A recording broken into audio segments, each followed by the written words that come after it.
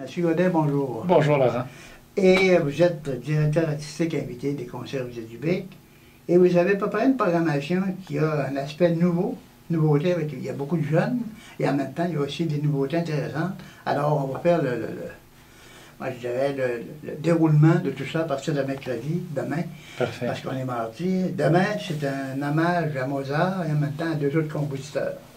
Oui, bien demain, le thème, c'est Nouveau départ, la grâce française de Génie de Mozart.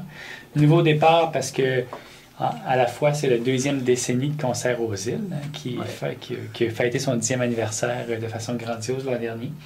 Et puis, puisque je suis là pour une année, bien, je trouvais que c'était comme un nouveau souffle au festival. Et comme on a souvent fait dans les dernières années, on rend hommage à des anniversaires. Donc, c'est le 150e anniversaire de naissance de Claude Debussy. Qui est né en 1862. Et donc, on va faire du piano quatre mains et des chansons, des mélodies de Debussy.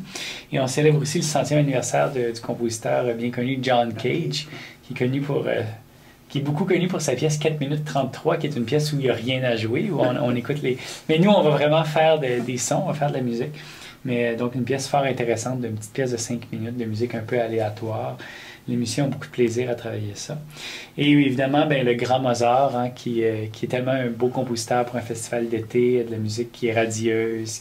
C'est un concert vraiment de légèreté, de grâce. On sait la musique française, la musique toujours gracieuse. Mozart, donc qui va permettre au public de rencontrer, comme vous avez dit cette année, des nouveaux musiciens, mais aussi des musiciens qui reviennent, ben, entre autres moi évidemment, mais aussi Mathieu Lussier, Raphaël Dubé qui était là l'an dernier.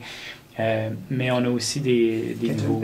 Catherine Perrin, qui va jouer demain, qui va jouer du clavecin demain.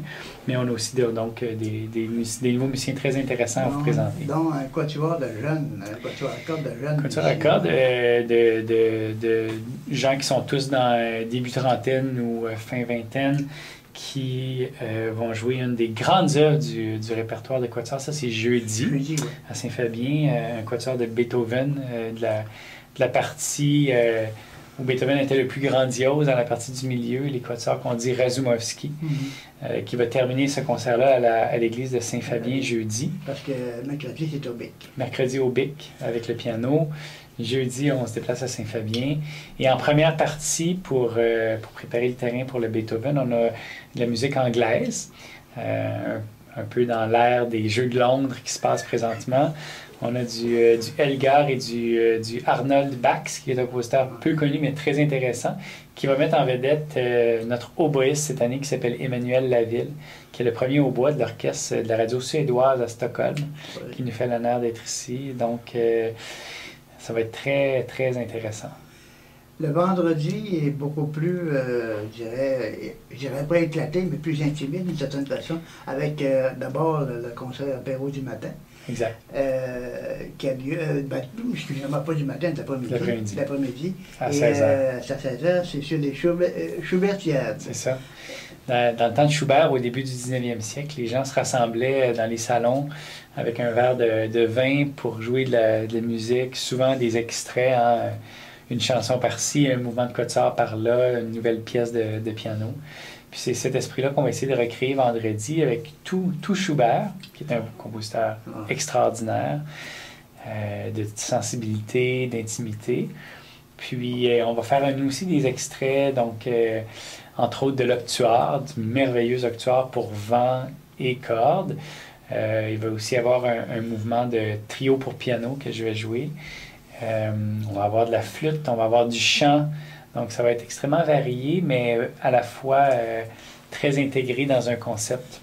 Un concert apéro, en fait, qui prépare un autre événement, d'une certaine façon. Qui prépare l'événement du vendredi soir, où là, on a l'ensemble Clestory, qui est complètement autre chose, là, qui est de la musique klezmer. Qui est venu à l'Université Festival et que les gens ont beaucoup aimé. C'est un groupe à revoir, à mon avis. Oui, c'est un groupe qui fait toujours l'unité, qui a une énergie extraordinaire. Puis, c'est un groupe aussi qui est vraiment ancré dans cet esprit-là parce que deux des musiciens, donc Ayrat puis Elvira, viennent vraiment de l'Est de l'ex-URSS, donc un peu dans les steppes eurasiennes où cette musique-là fait vraiment partie de leur culture. Donc, c'est pas seulement plaqué, mais ça fait vraiment partie de leur sang.